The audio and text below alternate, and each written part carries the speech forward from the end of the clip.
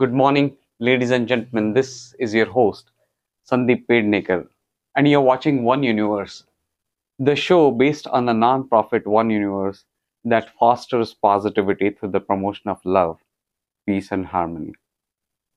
And talking about promoting love, peace, and harmony, we have as our guest Stevie Moore, who has been promoting love, peace, and harmony in our community.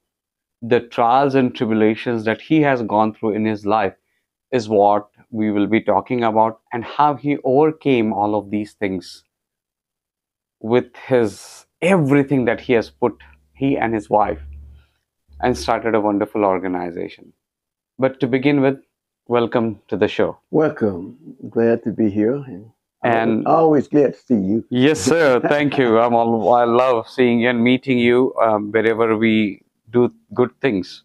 Right. You're always there. Right. So, for the benefit of our viewers, please introduce yourself. My name is Stevie Moore Sr. Uh, Basically, that's it. Stevie Moore Sr. We do freedom from unnecessary negatives. Hmm. Now, So now I want you to start with where you were born and where you're from. Well, that's why I do what I do, because God has brought me so far. I think I was born in John Gaston, because I went to Booker T. Washington and high school, and they integrated and sent us to Southside. Okay. But I was a bad boy in the time. Okay. I played basketball, but we did more cussing and fussing and joking than anything. So I didn't graduate. I got put out of school.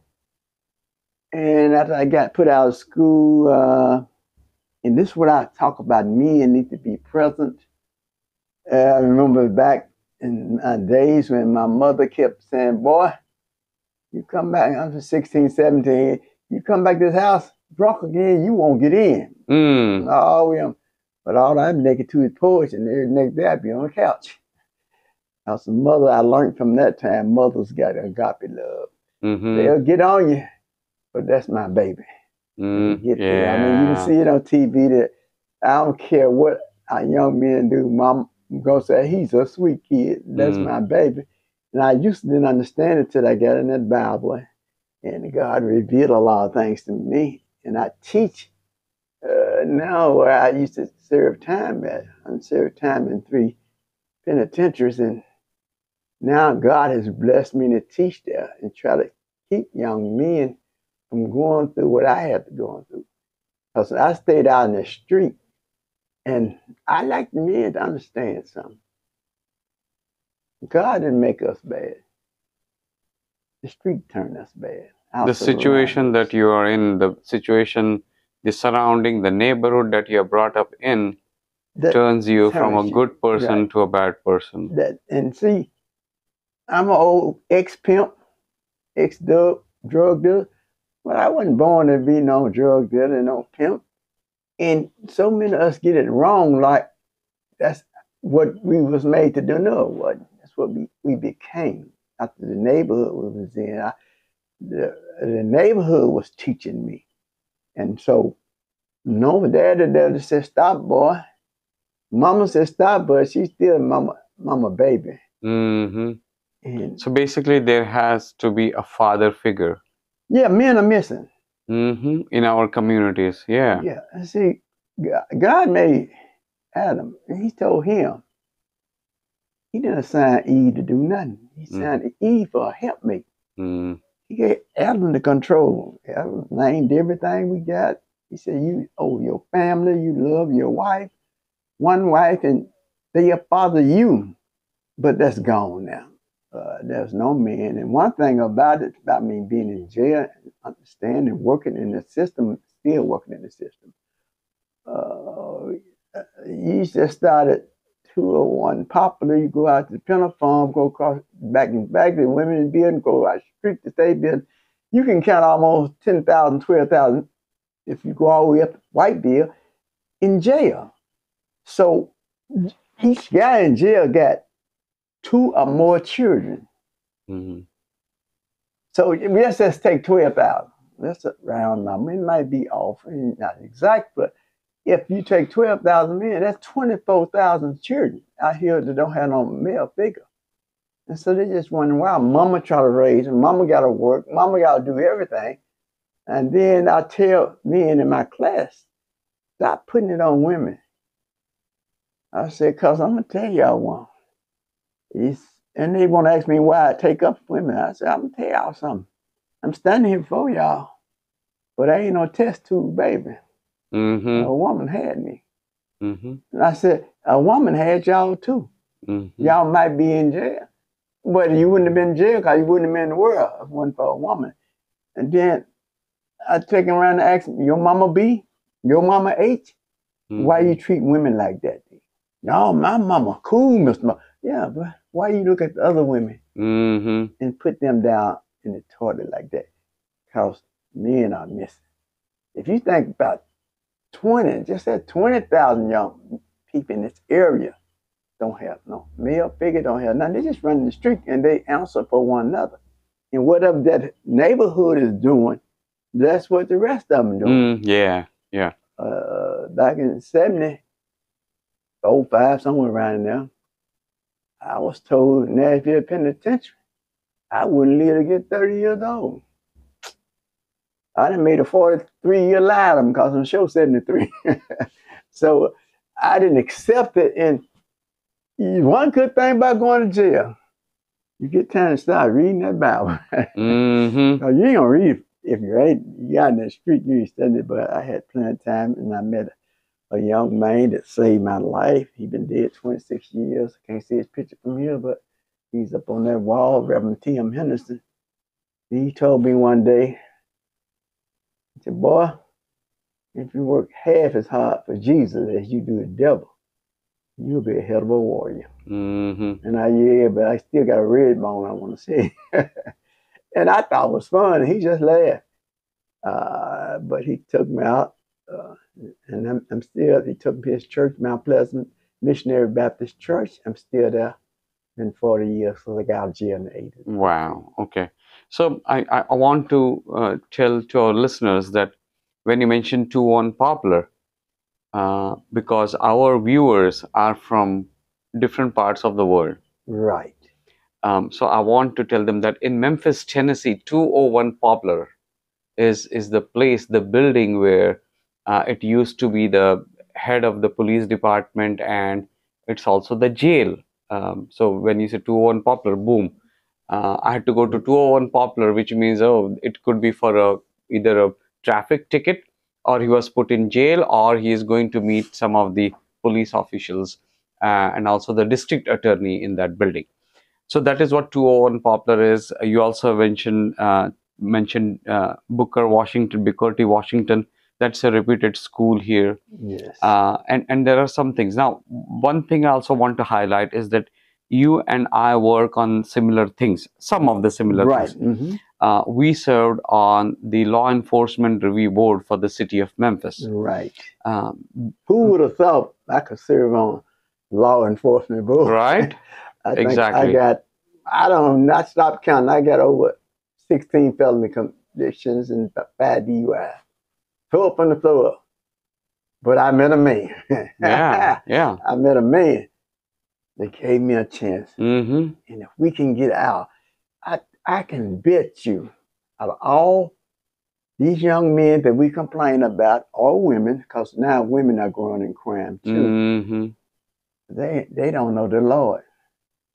Ain't nobody telling them about the Lord. Yeah. I bet you can go down 2 blocks from my building and stop a young man that ain't never seen the Bible.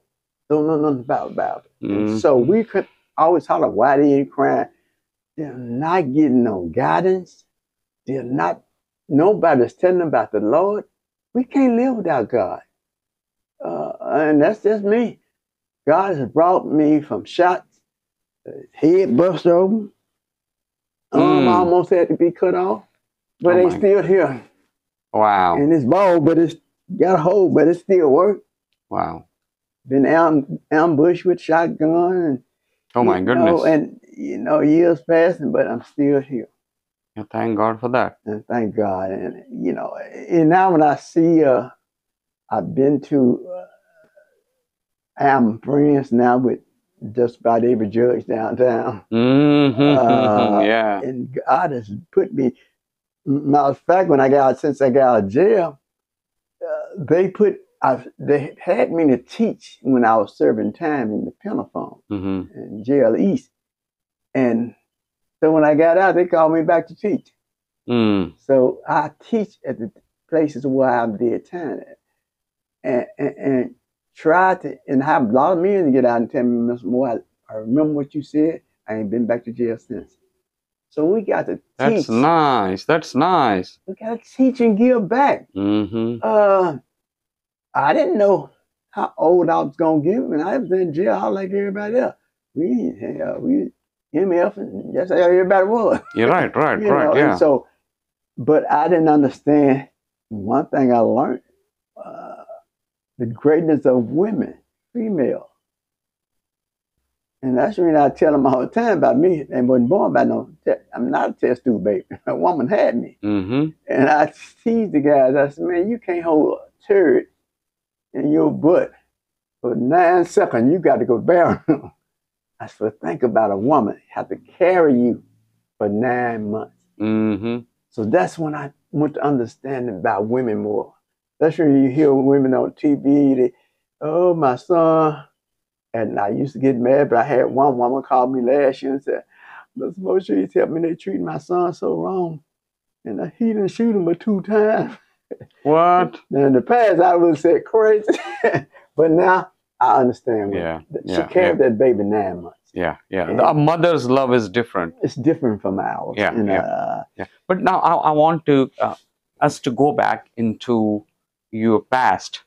What is it? We just touched upon it. Okay, there are no fathers in our community to guide the boys and girls as well. So they follow the street hoodlum and they say, oh, I think he's so cool, so I have to be cool like him, and then to be part of his group, or then we call as gang, then you got to get initiated. To get initiated, he will tell you have to do this or that, or shoot or kill. You need to do that. Once you do that, then there is no going back. But you know what made me pimp? When I used to see him walk by in them pretty capes, and them man, stumpers higher than women heels. And our big fur hats on our head. I can do that. And not only that, they told me every Monday was making women was bringing them. But, you know, God touched me. I know I wouldn't sell a woman body again in my life. I wouldn't degrade a woman like that. But that's what is in our community now, coming up. And now, it got so that now female is selling her own body. Back in the day, it was the pimp. But now they don't have to do that. They're selling their own bodies now. And everybody's so critical of them. You know, me and the police have talked about the building right next to my office. It's a hotel. And I said, man, have anybody thought about asking them women? They said, Mr. Moore, they walk by your building every morning, half naked. I said, yeah. But they're just a young lady. Hadn't had any guidance. I said, well, instead of you locking them up, why don't you send a counselor out here to see, baby, why you selling your body? Why you walking by? Nobody asks those questions. Yeah. Nobody asks those questions. So I have seen the world from one side to the other. And that's why I teach and see, we got to stop the killing organization. But that it didn't start with Stop the Killing. Stop the Killing is just one of our programs that we made after my son was killed. But when I came out of jail, we started FFUN, Freedom from Unnecessary Negative. FFUN. FFUN, because my son wasn't dead then. But what I got out was trying to get rallies, give back to schools, help children to go back to school. You'd be surprised that some children don't start school till 30 days. They don't have no pencils, no paper. Those kind of things right there at home. Toys. This year we've been in it so long now, we was able to get toys to about 800 kids. Wow. And same thing with the back to school. And we don't just give a folder and a pencil. We don't do that. We give the list But whatever grade you in, whatever list you got to have, that's what's going in your bag. So those are the kind of things I started when I got out of jail, because I just saw so much in how, since they had me teaching the class, and it was amazing because they didn't let, at the correction center, they didn't let but number 10 or 15 be in your class at one time.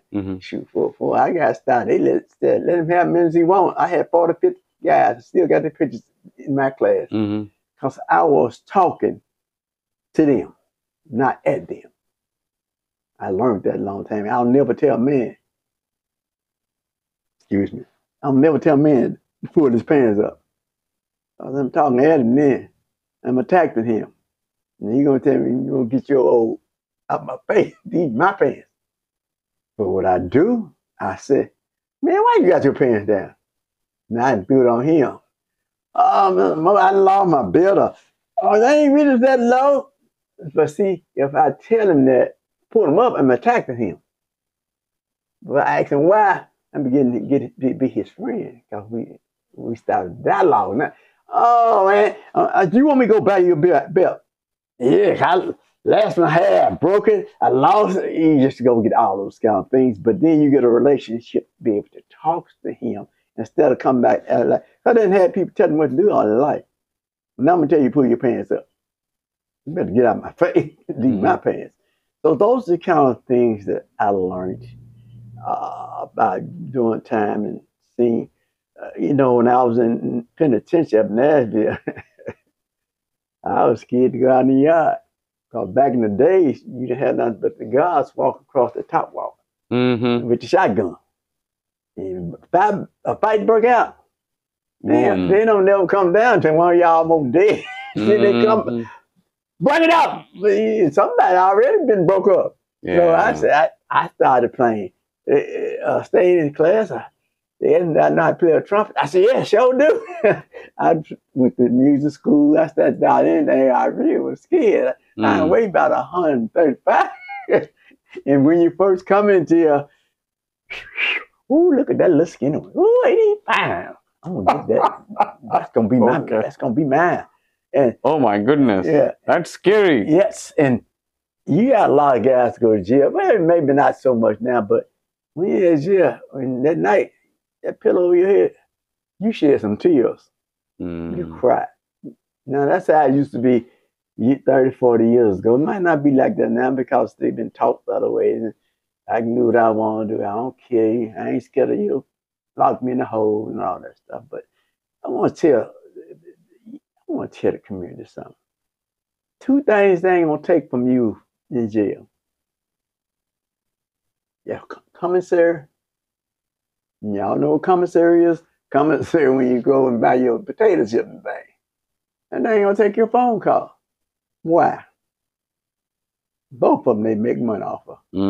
So they'll lock you in the hole. But time comes for commissary, they get you out the hole and march you up to the commissary. So these things we don't teach, nobody talk about, and that bothers me. And that's why I try to be real and tell a person, your mama can't do it. You can call on Jesus all you want until you make up in your heart that you want to change your life, you'll never change it.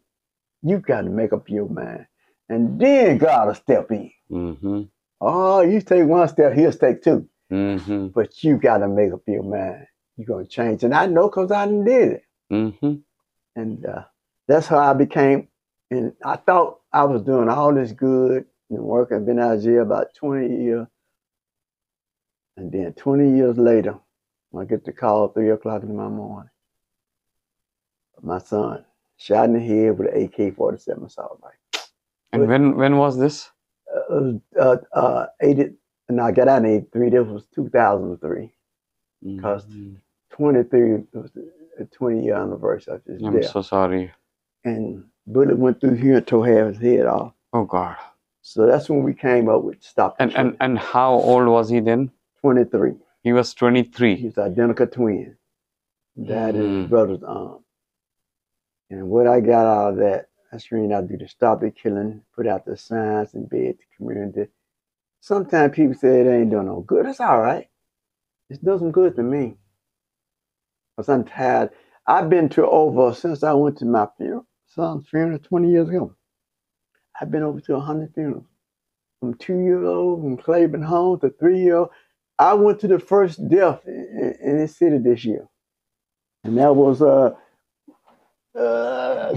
can I get this right? Yeah, please, yeah. That was this baby here. 3 years old. And we make so fuss when the police kill us and stuff like that. And That's... wasn't nobody but kinfolk. What happened? He got shot. How? Stray bullet? Straight bullet. But this what upsets me. When our babies die, I don't hear nobody coming to town hollering about we gonna sue.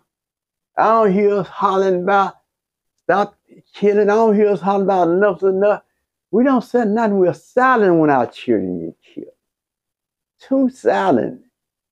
And so, but, you know, when other police altercation come, you got Ben Crump, he coming in town, and oh, that's about money. They're going to sue somebody. You know, but why aren't we just that mad? Now, back in long ago, the white boy shot black. Then we started, I remember we started to chant, Black Lives Matter. We was all down in front of City Hall, sign, Black Lives Matter. But why were we not out there hollering when these kids get killed? Why are we not marching down the street? Why are we not marching to city county commission and say, we need something to happen. We need some laws changed. And then just jump ahead, you know, that Governor Bill Lee, which I fought for 5 years, didn't do no good because I couldn't get no help from hardly nobody. But you pass a bill called Permitless Gun Carry Law. Everybody carrying a gun anyway. Now you make it. I was in the store the other day because I didn't know this. I knew about the alcohol. You had to have a license. Didn't know you had to have a license to buy a pack of cigarettes. I just found it out last week. For a pack of cigarettes, you have to have a license? That's your license. Yeah, what? Okay. When did this law pass? I don't know. Cause I was just having to be stunned down the minute, and I asked the lady at the store right up there. I said, "Okay." I said, "They got to show you ID for cigarettes." She said, "Yep." I did not know that was the law. Okay, you have to show the ID for the. Okay. But you let somebody have a gun and make it okay. And what's so bad about it? The rumor just spread that it's not against the law because they ain't read the law. They ain't read nothing about on my police friends told me. And the law said unless they're a felon. But me and was talking, he said, how many people you see walking down the street with felon more across the head? Right, exactly. Yeah. So how do you know who's a felon and who's not a felon? So basically cigarettes kills, but guns don't. Yeah. Right? Yeah. And take cigarettes longer. Guns kill you right now. Right, yeah. So but apart from I promise God. Yeah, please go ahead. Yeah. When I saw and what makes me so full that I saw my son lay on that ground for almost 3 hours. And I had to teach young mothers sometimes because they got fixed it. I have to hold them back because when they're dead on arrival, you can't touch them. But tell a mama that to see a baby laying on that street. I done seen stuff like kids in the bed, I know, in Whitehaven, the mother good to wake them up, child shot. I done seen another in Whitehaven was in the kitchen cooking. But it come through shot. Just crazy stuff, but I say this all the time. Because what sent me to jail, we ain't got no more. You know what that is? Nosy neighbors. Yeah. He said that door. Yeah. Having nosy neighbors keeps the neighborhood nice. Right. And now I started a tip line because all the guys, my young men, I teach and stuff, tell me, you know, the police, which is not true. The police gonna tell them who called on them. That's not true, but that's the myth in our community. Yeah. So I tell them call my line. Okay, yeah. Call the tip line. Yeah. You gotta get no name, just leave a message. And I take it from there. So, but I don't believe I don't care how many more police we have, how many judges we get, they can't stop crime.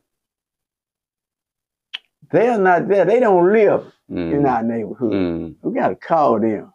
And when we call them, when they get on the scene, crime already been done. But you know what's going on across the chicken house. You hear the argument before it starts, before it get there. And we just refuse to get involved.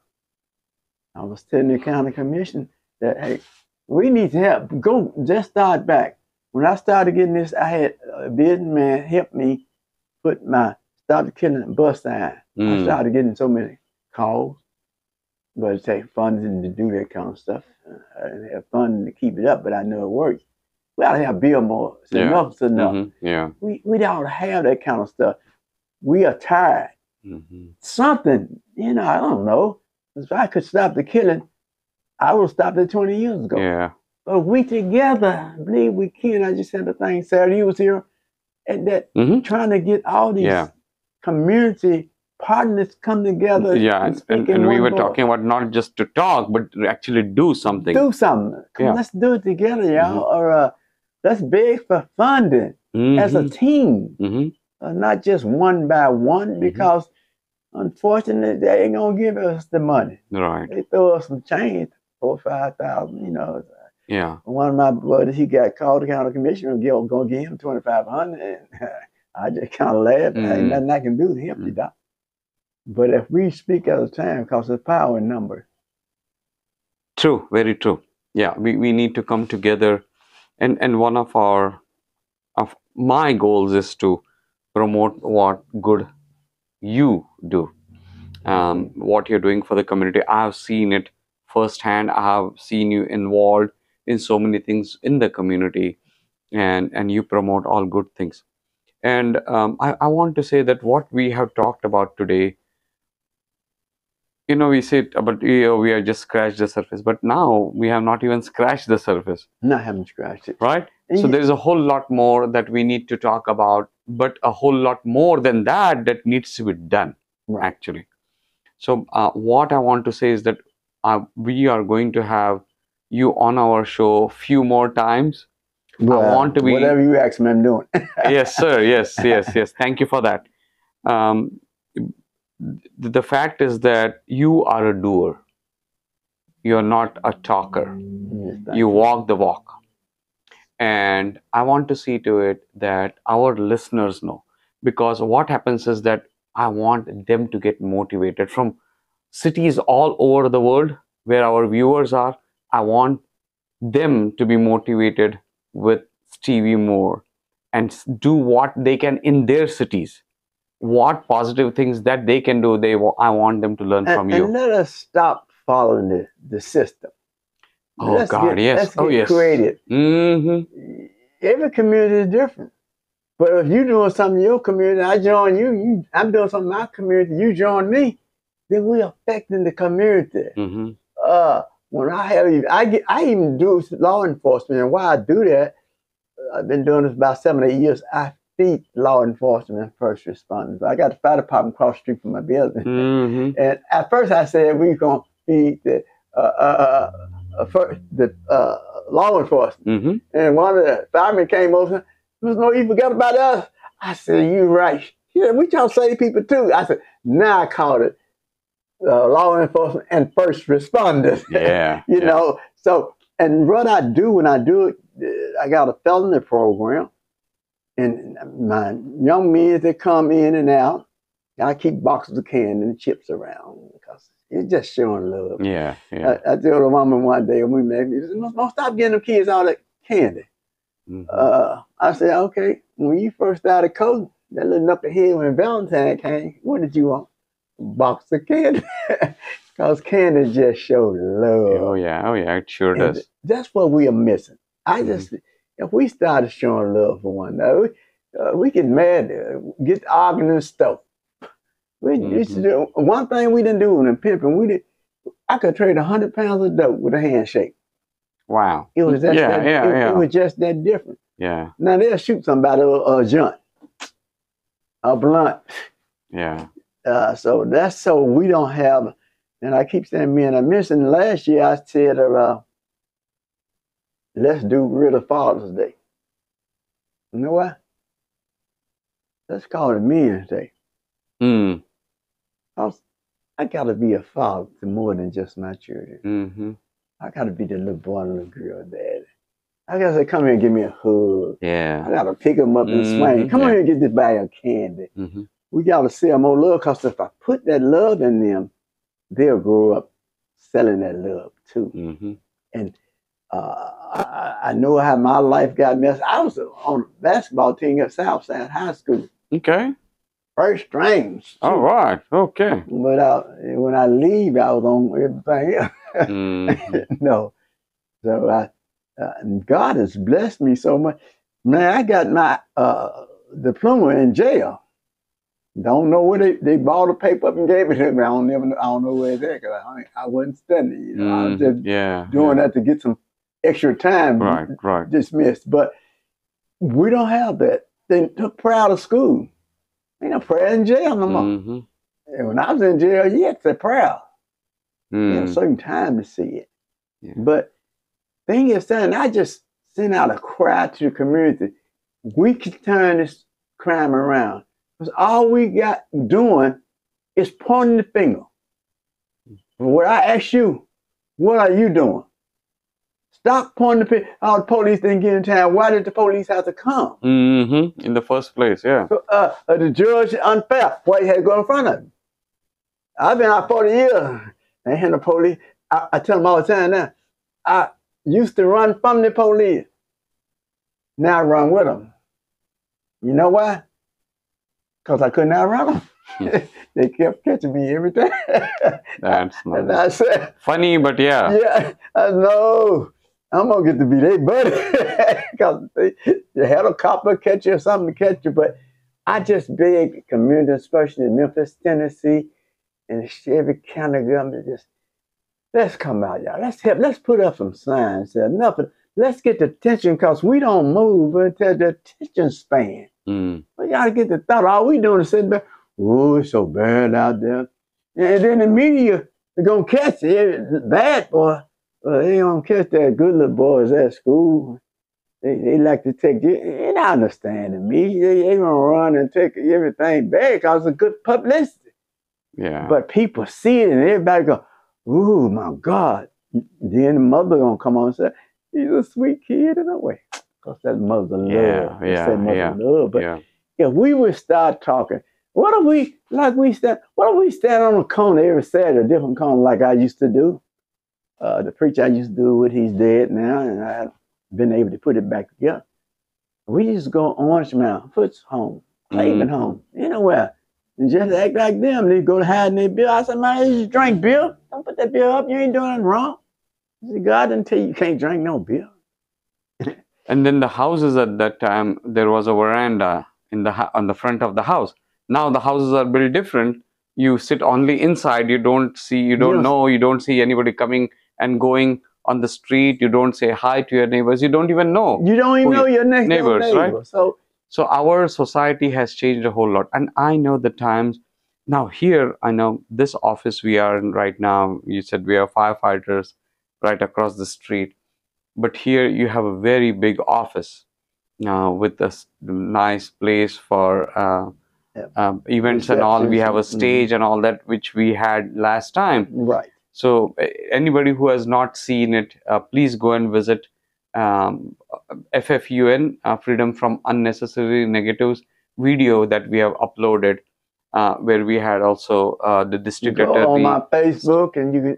Yes, please talk about that. Yeah. Freedom from Unnecessary Negatives. You can come by here, 3214th Ave, 3rd Street. Yeah. 3rd Street, 38109. Or you can call me on my cell number, 901-502-7387. I take anybody call. Because when it's spam, I just hello and hang up. So I take everybody call. Okay, good. Okay. But we've got to make a connection again. Neighbors don't like one another. Y'all, let's stop. All we do is cry now. Oh, you hear about that shooting? I get so sick of that. You know, told a mother last year, something called me, Mr. Moore, her son, 15-year-old, running from the police. They had a shootout and son was in jail. And she called me and said, "He been in jail about 6 days and they won't let me see him." And I didn't say what I wanted to say. But I asked her, I said, "Baby, did you buy that boy that car?" "No. He ain't got no job. He's 15. Why you ain't said nothing? Why he driving that car up to your house every day? Now you hollering about he got shot. How you holler about he got a car and you know that car's stolen?" And the law is really messed up now because they just passed that law about the police. They got that fight going on. Police ain't stopped you for bad tags. I mean, what you just telling our kids to steal more cars? That's when they make them phony tags so they can steal a car. But now you said police ain't got time to waste. It's just so much going on that look like nobody cares. The powers of the be don't look like they care. But the community, and I keep saying it, I'm going to keep saying it, the community got to come back together and let them know. We ought to be down at City Hall hollering. We ought to be up in the state of Tennessee, the mayor's house, when we see this stuff going on. We need to say something. Stop talking to one on the phone, calling, "Yeah, girl, they say he got shot 4 times. What are you doing about it? What? Come on, y'all. Let's stop." We have a march about Black Lives Matter. Well, we don't have them no more. we didn't even stop that. Yeah. We stopped caring about everything. But I'm just sitting there, shout out. And that's why I came up speaking one voice. You saying this, I'm saying this. We blame it on the police. We blame it on the chief of the police department. We blame the judge. No, it's our fault.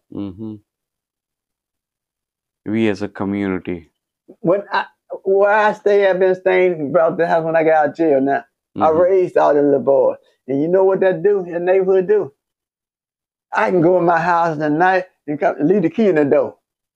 They ain't gonna do nothing but bring it to me. Because every morning, I'm talking to my neighbors all around me. Everybody know me on the street. If we get that back again. I went home, just brought TV, and went home, tired, and left it on the truck. I get Doc, "Mo, you left TV on the truck." That's knowing your neighbors, saying good things to one another. Yeah. Come on, neighborhood. We can change this.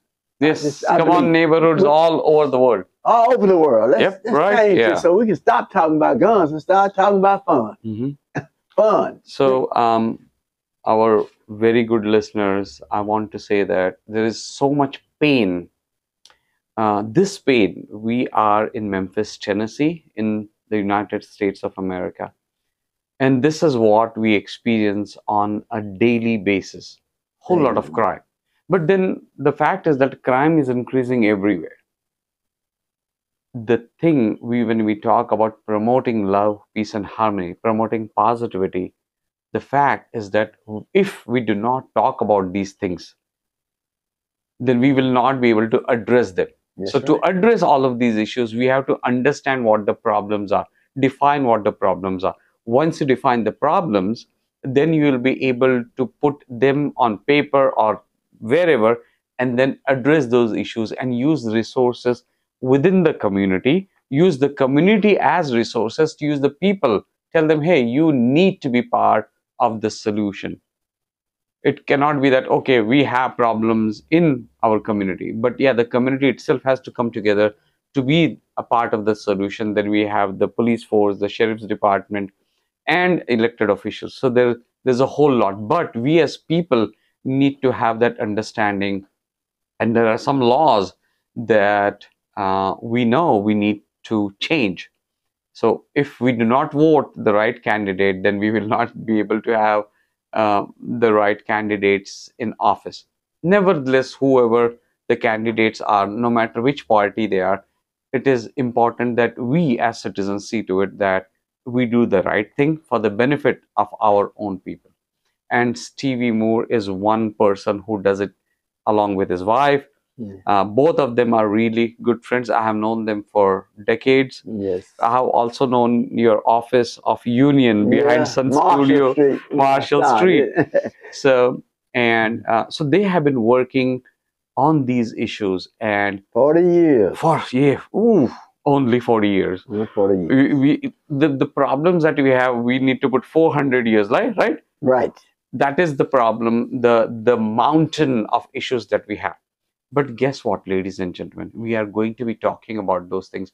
We are going to ask Mr. Moore and his wife also how they have overcome, first of all, their own pain, the killing of their child. I mean, think about it, going bullet. Oh gosh, that's even just bringing it up, bring shivers up my spine.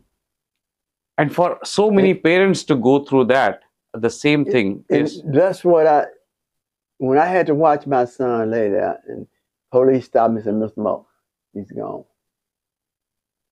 That's the reason I made a vow to God, myself, and my son. I'm going to fight this for the rest of my life. I am. I won't stop.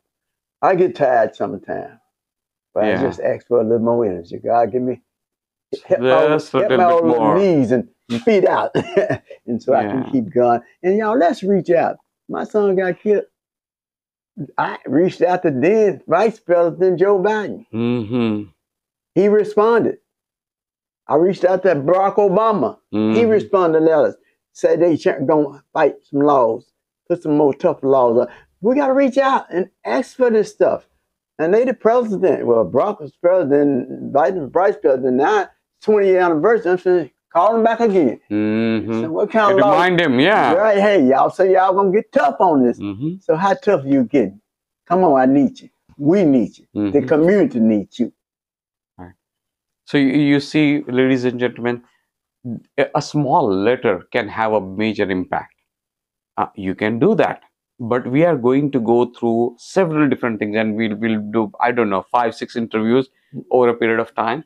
And we are going to talk about what the issues were and how Mr. and Mrs. Moore have tackled those issues over the decades. And maybe, just maybe, listening to that, you would get inspired. So it is our aim to bring these stories to you, to bring these phenomenal people, leaders in our community to you. I know he's a leader, but I also am proud that he's a friend, right? Right. Okay. So, ladies and gentlemen, and reach out to me. Yes. Anytime. Please say the number again. My phone number is 901 502 7387. Okay. Can you hand me that card right there? Right there in front. Okay. Right there, the blue one. Oh, okay. Yes. Mm-hmm. Okay. There you go. Let me read my, because I'm not real good at this stuff with this. No problem. My wife do Nobody is. Nobody is. My email is Stevie, Stevie, at FFUN, that's fun, save, SAVE, youth, YOUTH.org. Stevie at FFUNSaveYou.org. Come and help me. Boom. You need a card? Call. Yes. So, ladies and gentlemen, it is FFUN. It is double F. And I'm going to hold this close to the camera so you can note it, get the number, and also the back. So it is essential that you bring about some positive changes in your community. But we have Mr. Moore here so that he can act as a motivation and inspiration for everybody else who want to bring about positive changes in your community. I need your help. I can't do it by myself. There you go. We can do it together. So this is your host, Sandeep Pednekar. Give us a call at 901-849-DEEP. That's 849-3337. You can also write to us at sgp97@hotmail.com. Until next time, have a great time. But know that when you tune into our show, you're going to be inspired to do something good for yourself, for your loved ones, for the community at large. And we are going to have leaders like Stevie Moore